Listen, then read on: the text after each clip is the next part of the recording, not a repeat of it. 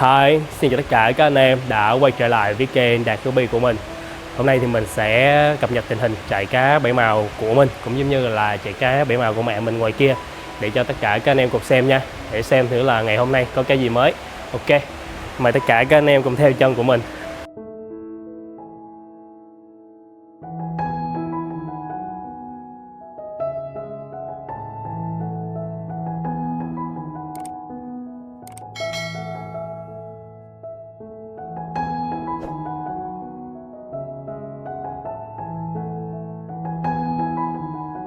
Rồi ok, mời tất cả các anh em cùng đi tham quan ở chạy cá bảy màu của mình nha. Ở bên đây là cái khu vực cá giống của mình đó anh em. Để mình lấy thêm cây vợt nữa. Đây, cây vợt với keo xô. Này, anh em thấy tiết kiệm vậy chưa? Mẹ mình may chỉ lại đó anh em. Cái vợt này nó rất là hay bị rách ở ngoài cái viền. Đây, bên đây là khu vực cá giống nha. Cái này là full gold ribbon full option Long E nè. Nhưng mà mấy con cá này thì thả thùng xốp, cái màu nó lên không có được đẹp lắm. Tay bơi nó hơi bị tục nha anh em. Cá này anh em phải nuôi nền trắng luôn hoặc là nền vàng. Cái này nó sạch chút, chứ cái nền thùng xốp trong đây nó nâu nâu á. Ok, mình đang đi quay cá thì có khách gọi điện. Đây. Mấy em cá tơ mình mới tuyển qua đây thì cái này phim dày Long E nè anh em. Đó, tay bơi nó đậm màu lắm, nhưng mà qua bên cái thùng xốp này thời gian tay bơi nó hơi bị tục màu nha. Đó, mấy con Long E này rất là đã luôn nha. Thì tụi này là cá giống nên là qua đây nó cũng hơi bị xước xác, tay bơi nó hơi mòn tí rồi. Còn cái này là bộ Snow Leopard của mình. Này mình vớt hên xui chứ không biết là có trúng mấy con đẹp không nha. Đấy, Snow Leopard nha. Rất đẹp nha anh em. Cái tụi này á, mình nuôi cái nền mà nó đậm màu á, thì nó sẽ hơi ngã qua màu tím. Mình nuôi cái nền trắng á, thì nó là màu trắng ngà rất là đẹp. Nó là của một con báo tuyết á. Ở đây mình sử dụng thêm cái đèn pin nè, đó là cái màu nó hơi bị đó, cái màu nó kiểu như nó tím quá. Đây, cái màu này anh em nhìn nè, rất là đã. Snow Leopard này thì bên trại mình cũng chưa có nhiều. Cái bộ này là cái bộ thùng vây đuôi. Cái vây đuôi của bộ này rất là tốt nha. Thì mình cũng mới chia cái bộ này vài cặp mình chưa có số lượng để chia nhiều anh em. Mình chia cho những anh chị em nào mà chơi đam mê quen cái mình chia trước. Một chút xíu nữa quay cho anh em xem cặp bên kia. Cặp bên kia thì có chủ rồi. Này cũng cá tơ này anh em. Mình cũng mới tuyển xuống đây luôn. Cái bộ này thì hên lâu lâu thì nó sẽ ra sọt. Nhưng mà mình cũng làm một cái bộ sọt khác nữa. Chứ mình không có làm sọt từ đột biến. Sọt mà từ đột biến thì mình thấy cái con cá nó hơi bị đẹp á. Còn sọt mà mình chủ động mà mình lai tạo á thì nó sẽ bung vây đuôi rất là dữ luôn. Chút xíu nữa quay cho anh em xem cái bộ đó. Cái này mình đang thuần nước. Ui, đang thuần nước cho nó quen rồi mới thả ra. Cá trong trại mình, nhưng mà mặc dù mình chuyển đi từ hồ này qua hồ kia cũng phải là thuần nước cho nó nha, chứ không thuần nước là không được đâu. Em cá này thì cũng hơi lớn tháng rồi nè. Một cái bên đây mình thả nó nhảy ra hết trơn, nó nhảy ra khỏi ly hết rồi. Đây, em cá này thì có bầu. Rồi đến với cái bộ cá này nè, mọi người thấy nó có lạ không? Cái này là albino red roll big air, cá trống mắc cười lắm mọi người. Cái này là super sọt luôn á. Cặp này hôm bữa mình thấy dễ thương, cái mình rước về nè. Đây, để lấy cái keo xô quay cho mọi người xem. Cái con này á thì giá trị giờ nó cũng cao lắm á mọi người, tại vì nó là một cái dòng cá mới, chưa có nhiều ở trên thị trường. Cá này thì mình cũng mua lại của ông anh kia, ông lai tạo á, để xem thử này có bầu chưa nha. Hình như chưa có bầu á mọi người. Hôm bữa mình lấy là nó chút xíu luôn, nó siêu luôn. Mà nay mình về mình dưỡng cũng cả tháng trời á, nó mới được như đây nè. Đó, hôm bữa là cặp cá này giá trị cao mà mình nhận về mình thấy là nó nhỏ quá trời nhỏ. Nhưng mà cái ghe nó ok anh em ơi. Hôm bữa mua thì mình cũng có gọi điện với ổng để mình xem về cái bộ ghe này. Rất đẹp. Đây, như cặp này thì anh em đoán là bao nhiêu tiền, mình nhập là bao nhiêu tiền nha. Đó, cái này super sọt đã lắm anh em ơi. Con này càng lớn lên thì cái tay bơi nó sẽ càng dài ra, giống như là cái tụi Dumbo Big Air của mình vậy đó.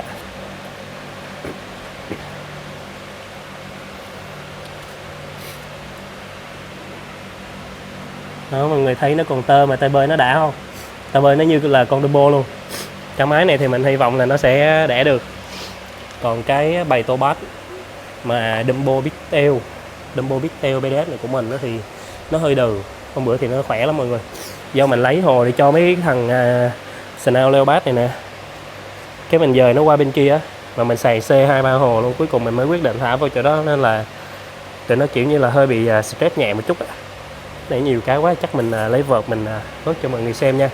Mấy con tô bát bây giờ mình đang dưỡng lại đó. Cái bộ này thì là mình làm với sọt nè.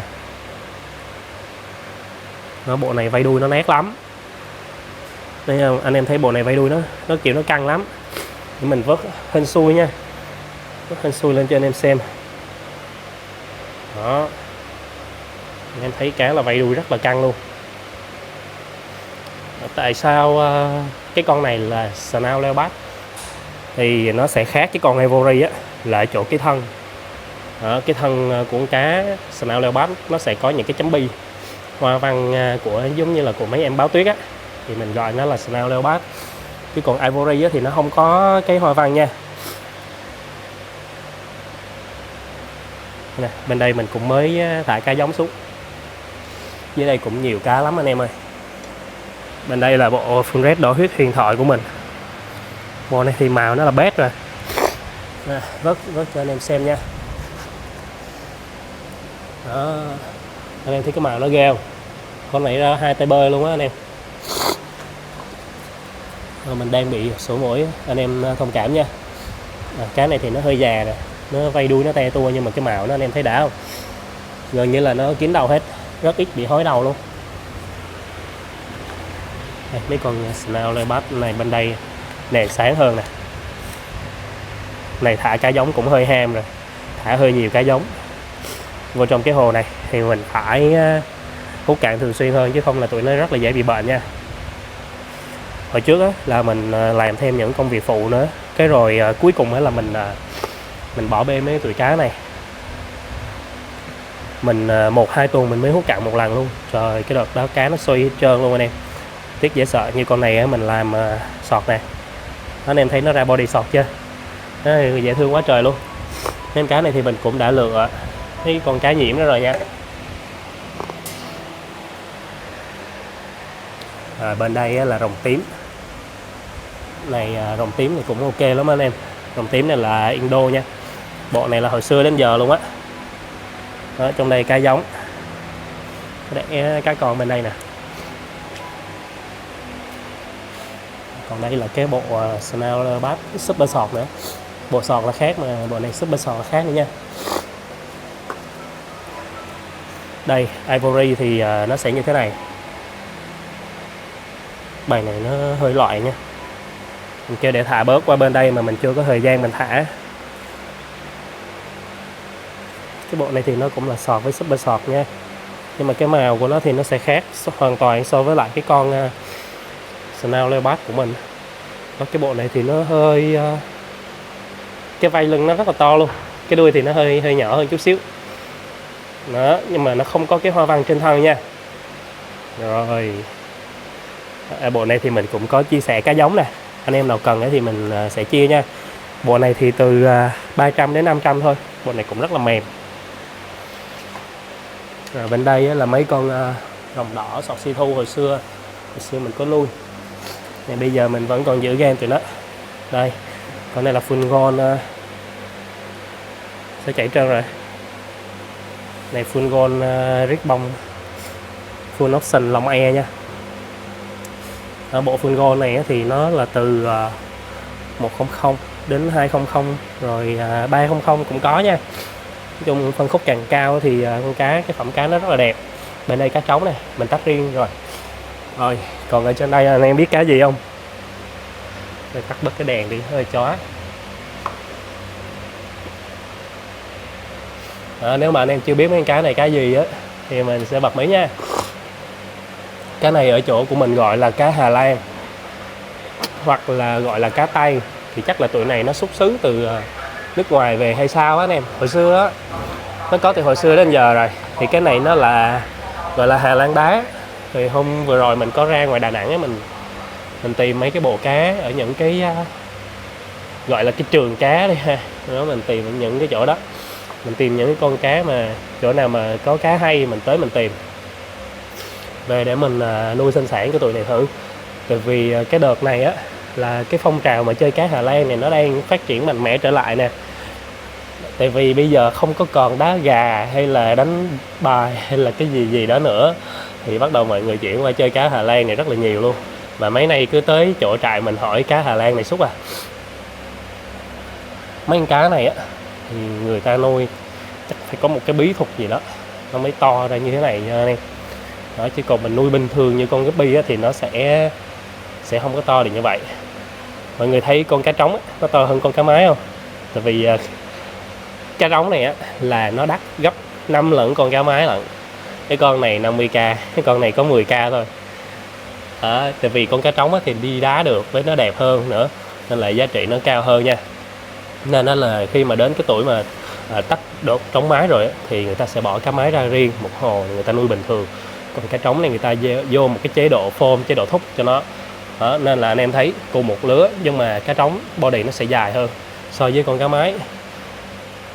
Đây là một cái bộ khác nữa nè. Ở cái bộ này thì nó không có hoa văn, bộ bên kia thì nó có nha.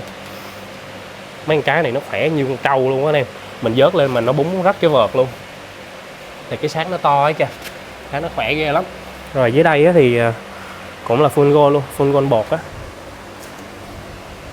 Đây, cá con của full gold á thì mình nuôi ở bất cứ cái hồ nào cũng được, nhưng mà khi nó lên màu rồi, gần lên chín màu rồi thì mình phải nuôi ở trên nền vàng, cá nó mới bung hết cái mảng màu của nó nha. Như cái này là rồng tím nè, rồng tím cái đến hết luôn. Đợt này thì trại mình cũng hết cá, chỉ toàn đó là cá con rất là nhiều, nên là đi anh em thấy cá con nhiều hơn thôi. Qua bên kia thì chắc sẽ có cá lớn hơn chút xíu nha.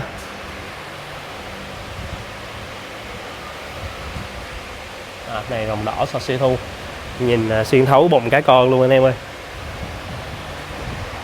Rồi cái giang hồ này thì mình chuẩn bị dọn lại để mà thả cá con. Đấy, theo thời gian năm tháng thì nó cũng sẽ reset hết trơn à. Bên đây là mình mới nhập thêm mấy con cá huyết kiếm nữa. Tại đợt này cũng thích quá, anh em biết cái tính mình rồi. Mình thì mình thích chơi mấy dòng cá vây đuôi, thế nên nó là cá kiếm thì mình cũng tìm mấy con vây to mình chơi. Đúng rồi, con này là máy huyết kiếm vây câu ly nha. Nói chung cái huyết kiếm mà bên cái dòng câu ly này thì giá trị nó cũng còn khá là cao luôn. Cái màn nó đỏ đã lắm anh em. Cái này thì hôm bữa mình cũng lấy về nè, nhưng mà cái người gửi đi một phần họ gửi cũng không có kỹ, không có bịt góc bao các thứ, cá nó tông vào trong đó rồi về stress rồi nó rụng lần lần. Đây, bên đây thì hết cá rồi. Dưới đây thì còn vài bầy cá HB Retro thôi. Để nó lên cá cái mình quay cho anh em xem nha.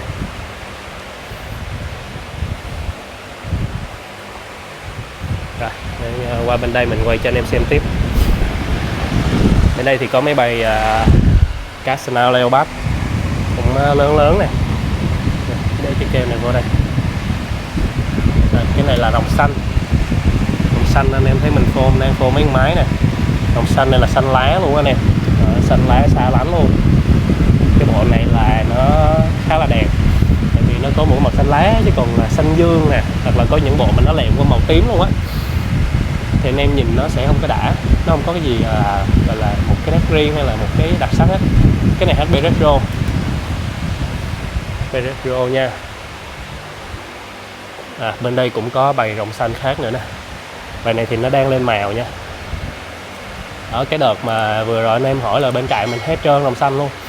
Lúc nào hỏi thì cũng chỉ có vài cặp thôi. Mà đợt này thì nó lên được mấy bầy nha. Mà mấy bầy này được cái là nó cũng ít nhiễm nữa. Cái đợt vừa rồi sao mà nó nhiễm te tua sát nước luôn anh em. Nó nhiễm dữ lắm. Đó, cái bộ này anh em nhìn vô là sẽ phân biệt được so với cái bộ mà vây đuôi màu xanh dương nha. Mình nhìn trực tiếp vô luôn trong cái thân của con cá trống á. Đây là anh em sẽ thấy nó có màu xanh lá nè. Đó, anh em thấy đã không? Mấy con cá này là hoa văn da trăng nha anh em, hoa văn nó to dã man con ngang luôn, rất là đẹp. Anh em nào mà thích rồng xanh thì ủng hộ trại mình nha. Rồng xanh thì nó cũng từ 150 trở lên đó. Còn bên đây, cái này là một cái bộ full red mà vây lưng to mình nhập về để mà mình nghiên cứu nè, nghiên cứu rồi lai tạo nè. Bộ này thì mái vây đỏ cũng rất là đẹp, nhưng mà có một cái là cái màu của cái bộ này nó hơi đỏ cam thôi chứ nó không có đỏ huyết. Đó, và cái bộ này thì nó hơi hói đầu một chút nữa. Còn bên đây cái này hôm bữa mình tỉ hết rồi. Này Snail Leopard, nhưng mà bộ này thì chắc là mình sẽ làm ở một phân khúc thấp. Cái cá này thì nó cũng hơi lớn tuổi nè, vây đuôi nó cũng hơi toe rồi. Mình cũng sẽ làm một cái bộ Snail Leopard mà phân khúc thấp nữa, thì lúa nó từ khoảng 500 đến 1 triệu một cặp. Bên đây là có Snail Leopard với bông nè. Wow, em thấy đã không?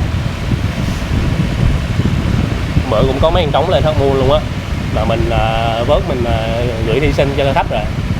Này cá trống, cá mái nè. Cái bộ này thì mình làm từ mấy con mà cá BDF đó, từ bộ Snail của mình ra đó. Anh em thấy cái vây lưng của nó dày lắm, nó đẹp lắm. Bộ bên đây thì nó tơ hơn, bài bên đây nó tơ hơn, chứ thật ra nó cũng cùng một bộ ribbon á. Thì đợt này mình làm khá là nhiều cái dòng Snail luôn. Ở đây thì có Topaz Hắc Moon này. Topaz Hắc Moon thì đợt này bên trại mình hết rồi nha, giờ chỉ còn mấy bầy size như thế này thôi. Thì tầm khoảng cỡ 2 tuần nữa là sẽ lên cá đẹp cho anh em chơi lại.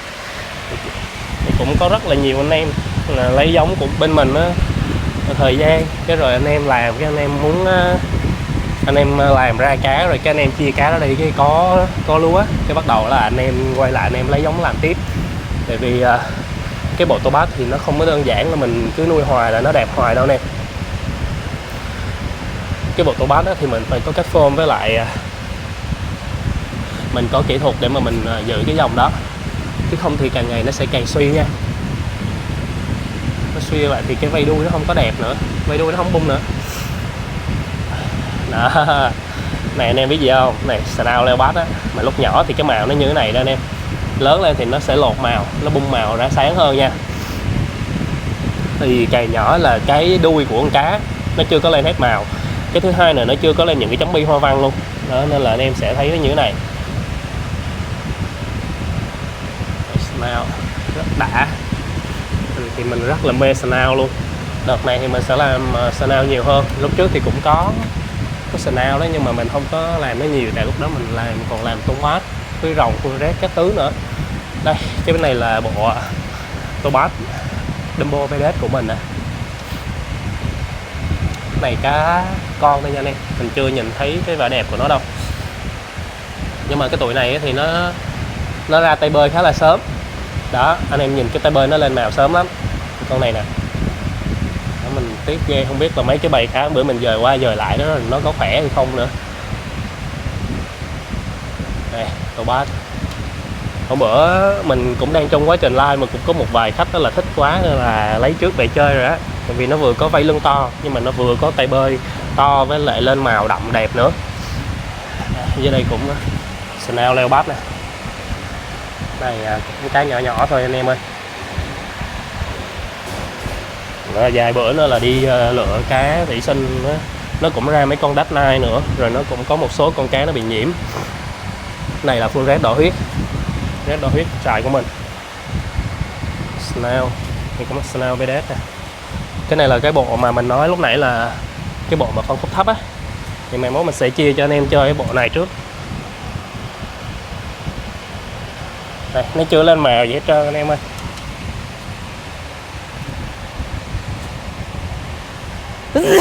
Trời, không biết ai nhắc rồi đây. Này là Topaz, cũng là Topaz Hắc Moon luôn. Ê, cái định mệnh gì vậy? Định mệnh gì vậy? Không mở mình ghi nhầm hả ta? Cái này Topaz ribbon mà. Chà. Cái này Topaz ribbon mà hôm bữa mình ghi Topaz Hắc Moon mình anh em ơi. Giờ thấy cái tay bơi nó hơi dài, để mình sửa lại nha. Đây Topaz ribbon nè. Còn trên đây là cái bộ này là bộ Snail mà mình đang làm sọt nè. nên là anh em sẽ thấy nó xuất hiện mấy con sọt thì rất là đẹp. Cái bộ này mình làm thì nó không phải là đột biến nha, cá mà từ đột biến lên nó là mình thấy nó không có đẹp, không đẹp bằng so với những cái bộ mà mình lai tạo. Đây tụi bác nó mua hơi bị bám tảo chút xíu, chắc là chuẩn bị mình mua mấy con cá da beo lại á anh em. Vừa rồi mua mà lần đầu tiên mình nuôi kiểu nuôi cá da beo luôn á, không biết nuôi nó chết. Con cá da beo nó có một cái hay á là anh em nuôi thì anh em cũng phải cho nó ăn, giống như là con cá bảy màu vậy đó. Một ngày mình cho con da beo nó ăn một lần thôi, mà một chút xíu thôi là ok nha. Chứ còn mình mà mình cứ trông chờ vô mình kêu là cho nó ăn thức ăn thừa với lại ăn phân cá trong hồ thì thời gian con cá da beo nó sẽ chết, nó suy và nó chết. Mà cái hồ có con cá da beo thì công nhận nó sạch sẽ thiệt. Đây nè, cái hồ này không có, anh em nhìn thấy ghê không, thấy gớm luôn. Mà hồ này có nè, hồ này thì mình tiễn cá đi rồi, chắc là nhập lại mới cái da beo này về để mà trại xài. Với lại cái thứ hai là anh em nào cần thì mình chia. Ở con này mà nuôi nó phải re luôn á anh em, nó là tàn dư còn sót lại. Không phải là mình nhập 50 con về, cũng một số chia cho khách rồi, với lại một số là mình nuôi gà quá, hồi đó không biết nuôi gà thiệt. Da beo nó đi, giờ mình nhìn qua là mình cũng hiểu về cái vấn đề là làm sao nuôi mấy con da beo này rồi đó.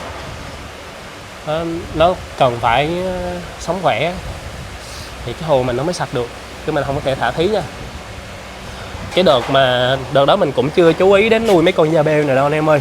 Lúc đó mình nuôi rất là gà luôn, thì mình nuôi da beo xong mình thấy da beo cũng đẹp.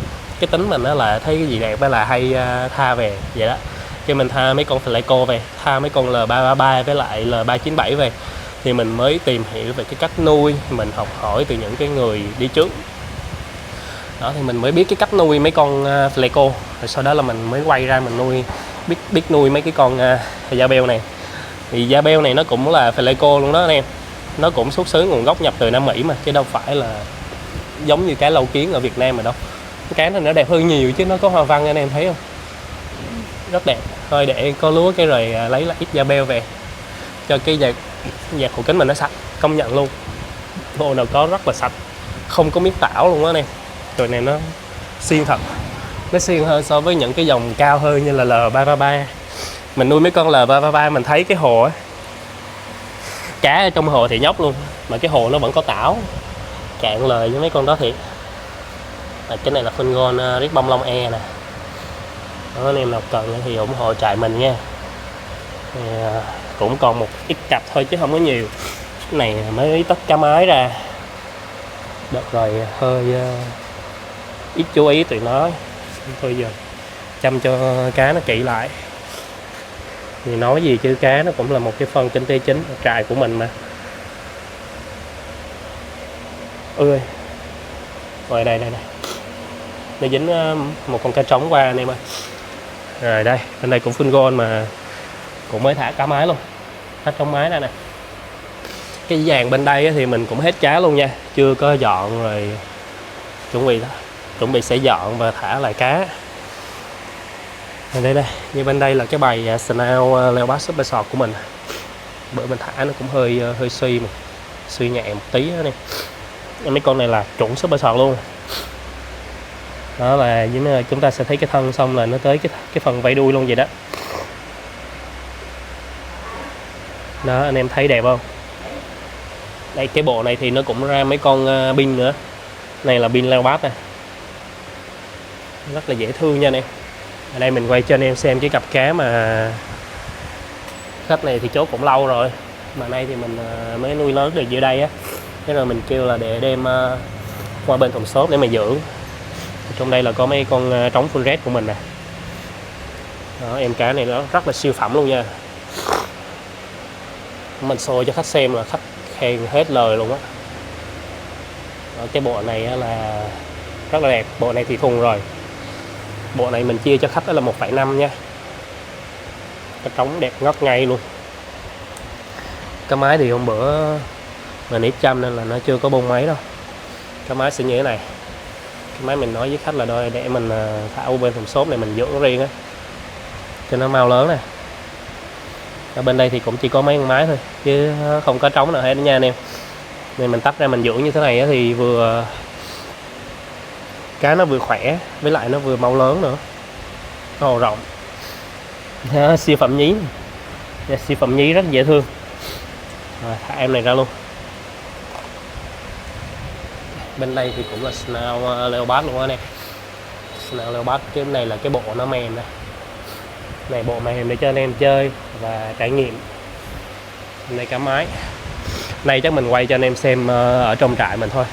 Cái video nó cũng hơi dài rồi. Mình chở mẹ mình đi thắp nhang nữa. Này 14 anh em. Ui, con này nó hẹn. Này 14 rồi. Cái bộ này là Ivory Yellow nè. Nó để là cái con dưới đó nè. Bên đây là một số cái thùng cá giống của mình. Như đây là dòng cá Banda, Banda Big Bông. Một dòng cá nhìn rất là ngổ ngáo luôn. Vây lưng nó rất là dài anh em. Nó có tay bơi, có thể gọi nó là Dumbo Banda nha.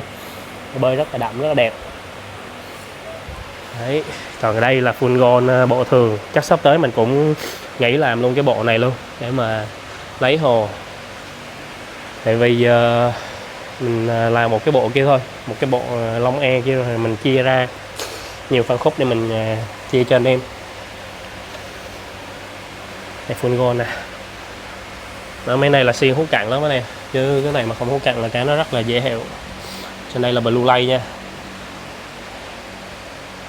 Blue lay. Cá đẹp lắm nha. Cái này là dòng cá albino king cobra red tail. Tên hơi dài. Thân có hoa văn nha. Nhìn anh em tưởng là full red nhưng mà nó không phải. Thân cá trống có hoa văn rất là đẹp, cái màu nó đỏ rực luôn anh em. Nhiều dòng lắm. Cái này là blue lay nè. Cái dàn khay này hồi trước là mình nuôi cá giống nhưng mà giờ mình để mình thả cá bầy luôn. Cái này là coi red e, đa phần trong đây nó lên phun lưng với super red không à. Nhưng cá này nó lên đỏ chót chảy người luôn anh em, nhìn như phun red vậy đó. Dòng này thì albino king cobra red tail. Đây là blue galaxy nè. Cũng có một số cái dòng cá nó mềm nha. Đây là golden tuxedo red bông. Dòng này nhìn dễ thương lắm anh em, nó nhẹ nhàng, nó lạ lướt. Này coi red e. Cái dòng này là Belong Red Super Sọt. Super Sọt với lại sọt. Dòng này thì nó có snacking ở hai bên thân của cá trống á. Đấy, anh em thấy nhiều cá chưa? Trên đây là dòng cá albino blue koi nè. Rồi tầng trên đây thì mình thả dòng blue koi mắt đen. Thì cái góc nuôi cá ở trại mình nó cũng vẫn như vậy thôi nè. Bên đây là Tiger Yellow King Cobra. Thì đây là cái dòng cá hoa văn mà mình khá là thích luôn. Nên là mình nuôi thì nó hơi nhiều. Cái cá này nó hoa văn rất là đẹp. Rồi bên cái thùng xốp này là cũng là một số cái dòng cá học sinh thôi. Có một số dòng cá học sinh để mà mình nuôi thêm cho nó đa dạng. Ok, video đó này nó cũng khá là dài rồi anh em. Nên là video sau mình sẽ quay lại cho anh em xem những cái dòng cá mà ở ngoài trại cá bảy màu của mẹ mình nuôi nha. Ok, cảm ơn tất cả các anh em đã xem hết video của mình. Nếu anh em thấy video này hay thì nhấn nút like để ủng hộ mình nha. Và nhớ đăng ký kênh để theo dõi những video sau. Ok, bye bye tất cả các anh em.